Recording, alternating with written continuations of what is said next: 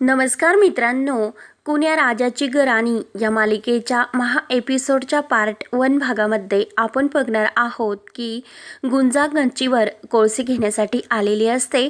तर तेथे कबीर हा आपल्या हातावर जे गुंजा नाव हे रंगलेले असते ते दगडाने घासून घासून काढण्याचा प्रयत्न करू लागतो. तेव्हा गुंजाला सुद्धा वाईट वाटते. गुंजा म्हणते की साहेबा, काय करता तुम्ही हे सर्व?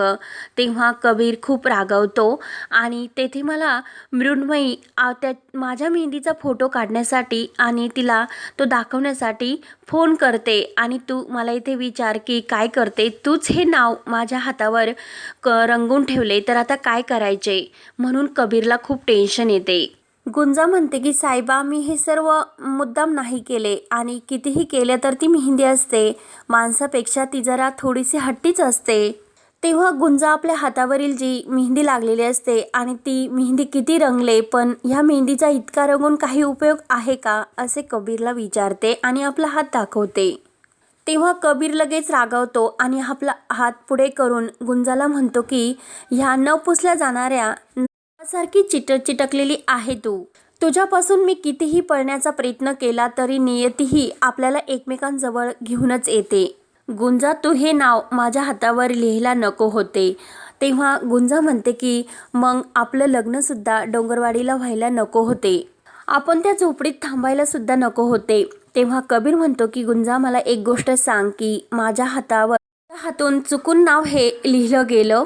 तू मान मोडेपर्यंत माझ्या लग्नामध्ये काम करणं, जीव धोक्यात घालणं, ह्या सर्वाचा मी काय अर्थ समजायचा? तेव्हा गुंजा म्हणते, मेहंदी रंगवण्याचा तुम्ही इतका का अर्थ घेतला? कारण मेहंदी आहे ती कुणाची रंगते, कुणाची नाही रंगत, त्याला नशीब लागते.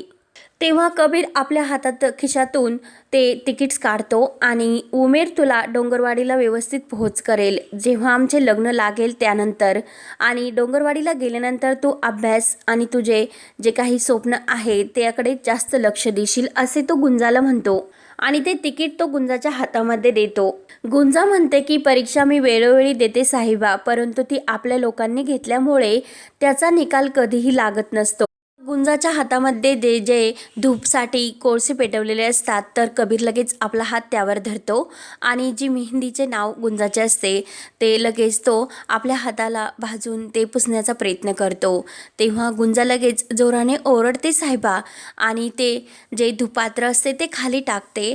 तेव्हा कबीर म्हणतो की मी कितीही मला स्वतःला चटके सहन करायला तयार आहे, परंतु माझ्या नात्याशी मी कधीही धोका नाही करू शकत आणि दिलेला शब्दसुद्धा मी मोडू शकत नाही. तेव्हा कबीर रागाने तिथून निघून जातो आणि गुंजा मनात म्हणत असते की साहेबा, तुम्ही कितीही माझ्यापासून धूर लोटण्याचा प्रयत्न जरी केला तरी हा इस्तू आपल्या दोघांमधील अंगार आहे आणि तोच इस्तू माझ्या पुढच्या प्रवासाची निशाणी.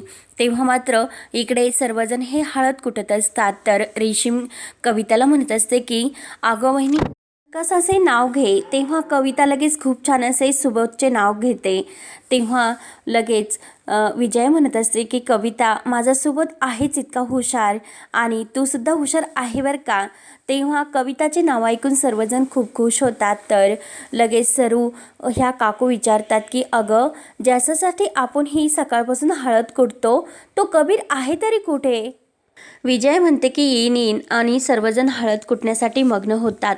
नंतर इकडे बाबळी आणि सत्या हे मुंबईला येण्याची तयारी करत असतात. तर बाबळी ही आपले काही डब्यामध्ये शेव वगैरे काही गुंजासाठी घेत असते आणि सत्या जेवण करत असतो. तेव्हा लगेच सत्या म्हणत असतो की खरंच आपल्या गुंजाने नशीब काढले आणि इतक्या मोठ्या पत्रकाराची बायको ती झाले, म्हणून आपल्याला तिचं घर का शोधणार नाही? तेथे गेल्यानंतर आपण आयटीत असे उद्या सकाळीच गुंजाच्या घरचा चहा घ्यायचा, त्यानंतर आयटीत बसून पोहे शिरा वगैरे आपल्यासाठी खूप काही येणार. त्यामुळे आता ते दोघेसुद्धा तिकडे जाण्याची तयारी करत असतात आणि स्वप्नच बघत असतात. बाबळी म्हणते की सत्या, एक काम करू का, मी गुंजाला फोन करून सांगू का, मग ती सर्व तयारी करून ठेवेल. तेव्हा सत्य म्हणतो की नाही बाबळे, जेव्हा लहानपणी मी तिच्यासमोर असा अचानक येऊन उभा राहायचो तेव्हा तिचा चेहरा सूर्यफुलासारखा किती हा खुलवायचा, त्यामुळे आजसुद्धा आपण तिच्यासमोरच जाऊन तिला हे काहीतरी सरप्राईज वगैरे द्यायचे, म्हणजे तिचा चेहरा आणखीनच खुलेल.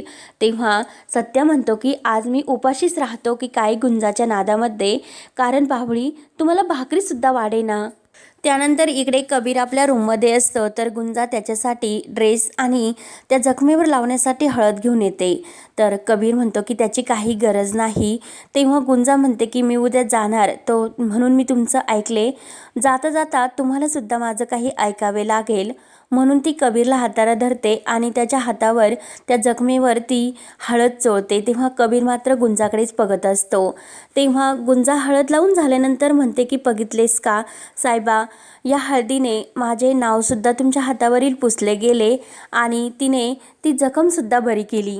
आणि आपल्या हातावर कुणाचे नाव आहे याच्यापेक्षा आपल्या मनात कुणाचे नाव आहे याला जास्त महत्त्व असते. तुमच्या मनामध्ये साहेबा मृण्मयताईंचे नाव आहे, त्यामुळे आता थोड्या वेळात हळदसुद्धा सुरू होईल, त्यामुळे तुम्ही मस्त तयार होऊन बाहेर या, असे बोलून गुंजा बाहेर निघून जाते. त्यानंतर इकडे मृण्मयीसुद्धा हळदीच्या कार्यक्रमासाठी खूप छान अशी ड्रेसवर तयार होऊन येते. तर आजी तिची दृष्ट काढते. माया म्हणते की इतक्यावरच थांबलात का? मला तर असे वाटले होते की तुम्ही ड्रेस का घातला म्हणून तुम्ही रागावतील. तेव्हा आजी म्हणते की मी म्हातारी जरी असले तरी काळानुरूपे मी सुद्धा ही बदल करून घेणारी आहेत आणि माझ्या मृण्मयीला हा ड्रेस आवडला, मग मला सुद्धा आवडला. तेवढ्यात लगेच हा सर्वेश्वर येतो. सर्वेश्वरसुद्धा डोळ्यामध्ये पाणी आणत मनू असे मृण्मयीला म्हणतो आणि खूप सुंदर दिसते. तेव्हा लगेच मृण्मयी म्हणते की बाबा, तुम्ही मनू मला जेव्हा म्हणतात ना तेव्हा तुम्ही खूप इमोशनल झालेले असतात, त्यामुळे तुम्ही प्लीज इतके नाराज होऊ नका. तर लगेच सर्वेश्वर नाराज होऊन म्हणतो की मनू, लग्न होईपर्यंत मी असा किती वेळेस हा इमोशनल होईल सांगता येत नाही. तेवढ्यात रोहन येतो आणि त्याच्या आत्याला म्हणतो की माझी शॅम्पिंग कधी फुटणार. तेव्हा लगेच सर्वेश्वर म्हणत असतो की आज शॅम्पिंग वगैरे काही नाही आणि एकाला मेकांना दोघे जोडले, त्यामुळे तुमचं काही सांगता येत नाही. तेवढ्यात माया म्हणते की मग तो काय करणार? आपल्याला जोपर्यंत त्या कबीरची उष्टी हळद येत नाही तोपर्यंत वाटच बघावी लागणार ना, कारण आपण कितीही गडगंज श्रीमंत असलो तरी मुलीची बाजू असल्यामुळे आपल्याला हे सर्व सहन करावेच लागते. तेव्हा रोहन म्हणतो की त्या कबीरची उष्टी हळद ह्या मृण्मयीला लागणार. तेव्हा आजी म्हणते की हो आणि मृण्मयीसुद्धा हो बोलते. आजी म्हणते की रोहन, तुला जर त्याला कबीर म्हणता येत नसेल किंवा भाऊजी म्हणता येत नसेल की तो मुलगासुद्धा तू त्याला असे म्हणायचे नाही. तेव्हा माया म्हणते की गेल्या अर्ध्या तासात जर कबीरकडून ही हळद नाही आली तर मी मृण्मयीला आपली हळद लावेल. तेव्हा इकडे कबीरसुद्धा खूप छान तयार होऊन हळद लावण्यासाठी बसतो. तर त्या अगोदर मधू त्याचे औक्षण करते आणि त्याला हळद लावते. त्यानंतर सर्वजण एका पाठोपाठ सर्वजण हळद लावतात आणि सर्वांची हळद लावून झाल्यानंतर उमेरसुद्धा हा कबीरला मस्त अशी हळद लावतो आणि खूप छान असे शेर शायरी तो म्हणतो. त्यानंतर सर्वजण झाल्यानंतर मधू म्हणते की अरे गुंजा तर राहिली ना? तर गुंजा म्हणते की मी. तेव्हा मधू म्हणते की अगं तूसुद्धा या घरातील आहे, त्यामुळे तूसुद्धा कबीरला हळद लाव. तर गुंजा हळद लावण्यासाठी पुढे येते. अगोदर खूप खुश असते, परंतु जेव्हा कबीर तिच्याकडे न बघत असा डोळे झाकून घेतो तेव्हा गुंजाच्या डोळ्यामध्ये मात्र पाणी येत असते आणि ती आपले डोळे पुसते आणि तिच्या डोळ्यातील पाणी त्या हळदीमध्ये पडले जाते.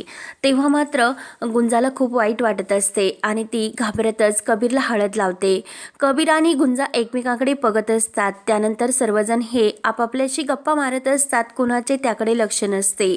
तेव्हा लगेच हळद लावून झाल्यानंतर सुबोध म्हणतो की आता आपण म्युझिक प्ले करूया आणि मस्त असा डान्स. तेव्हा सर्वजण डान्स करण्यासाठी गोलगिरकी घेतात. गुंजासुद्धा त्यामध्ये असते, परंतु तिच्या डोळ्यामध्ये इतके पाणी येत असते आणि ती लगेच बाजूला जाते आणि लगेच खूप रडू लागते. तर कबीर हा गुंजाकडे बघत असतो, त्यालासुद्धा वाईट वाटते. त्यानंतर तेवढ्यात मायाचा फोन येतो आणि लगेच ती अशोकदादांना म्हणते की उष्टी हळद नाही पाठवायची का? तेव्हा लगेच अशोकदादा हे मधूला हाताला धरतात आणि बाजूला घेऊन म्हणतात की अगं तिकडे उष्टी हळद नाही पाठवायची का? माया वहिनींचा फोन येतोय. तेव्हा मधू म्हणते की हो विसरलेस आणि लगेच कबीर आणि कविता यांना मी तिकडे हळद घेऊन पाठवते. तेव्हा आता पुढे काय होणार हे एपिसोडच्या भाग 2 भागामध्ये आपण बघूयात.